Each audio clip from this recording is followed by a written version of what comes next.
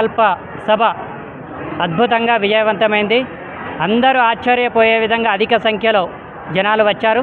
వారందరూ కూడా వచ్చినటువంటి పెద్దలు కావచ్చు, మహిళలు కావచ్చు, మాతృమూర్తులు కావచ్చు, సోదర సోదరిమణులు వాళ్ళందరూ కూడా భారతీయ జనతా పార్టీ అభ్యర్థులను గెలిపించాలనే సంకల్పంతో వెళ్ళిపోయారు. వాళ్ళందరూ కూడా మా పూర్తి మద్దతు తెలుపుతూ ఈ 2 డివిజన్ల భారతీయ జనతా పార్టీని గెలిపిస్తారని ఆశిస్తున్నాము.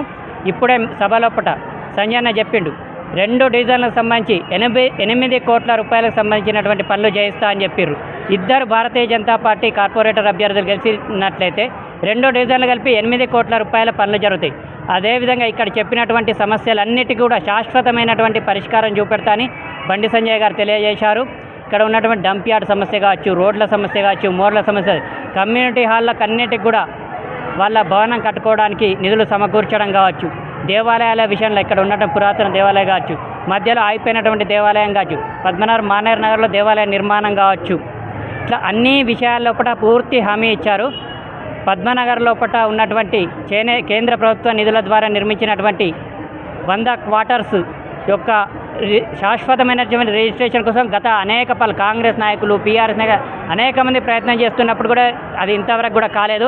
ఇప్పుడు సంజయ్ అన్న కేంద్ర మంత్రి, అది కేంద్ర పథకం ద్వారా నిర్మించినటువంటి 100 క్వార్టర్స్ కాబట్టి కేంద్ర ప్రభుత్వం ద్వారా దానికి సంబంధించినటువంటి రిజిస్ట్రేషన్ చేపిస్తానని సంజయ్ అన్న తెలియజేసాడు. వారికి ప్రత్యేకమైనటువంటి ధన్యవాదాలు. ఇక్కడ అపార్ట్మెంట్స్ వాటర్ సమస్య కావచ్చు, రోడ్ల సమస్య కావచ్చు, గాంధీనగర్లో ఉన్నటువంటి సమస్యలు కావచ్చు, ఇక్కడ శాంతినగర్లో రేషన్ షాప్ కావచ్చు, ఇంకా డివిజన్లో ఉన్నటువంటి అన్ని site 1, site 2, Shantinagar, Chintakunta, Padmanagar, Gandhinagar, Rajiv Gruhakalpa, site 1, site 2 ఇవన్నిటి యొక్క సమస్యలకు కోట్లాది రూపాయల నిధులు మంజూరు చేస్తా అని తెలియజేశారు. సంజయ్ అన్న ఒక్కసారి హామీ ఇచ్చిందంటే ఖచ్చితంగా నెరవేరుస్తాడు. కాబట్టి ఈ 2 డివిజన్ల ప్రజలను కోరుకునేది ఏంటంటే అభివృద్ధి కోసం నిధులు తీసుకొచ్చేటటువంటిది బీజేపీ ప్రభుత్వం.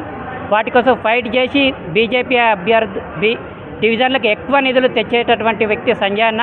కాబట్టి సంజయ్ అన్న హామీ ఇచ్చిండు ఈ 2 డివిజన్లకు అధిక నిధులు కేటాయిస్తా అని హామీ ఇచ్చిండు. కాబట్టి 2 డివిజన్ల ప్రజలు ఇక్కడ బీజేపీ అభ్యర్థులను గెలిపించినట్లయితే కరుణక్క సత్యనారాయణ రెడ్డి గారిని, గుంజాటి శివకుమార్ నన్ను గెలిపించినట్లయితే మన 2 డివిజన్లు అన్ని రకాలుగా అభివృద్ధి చెందుతాయి. ఇక్కడ ఉన్నటువంటి యువతకు, మహిళలకు అన్ని రకాలుగా ఆదుకుంటా అని సంజయ్ అన్న తెలియజేశాడు. కాబట్టి వారందరూ కూడా ఈ 2 డివిజన్ల భారతీయ జనతా పార్టీకి ఓటు వేసి గెలిపించవలసిందిగా మరోసారి ప్రార్థిస్తున్నాను.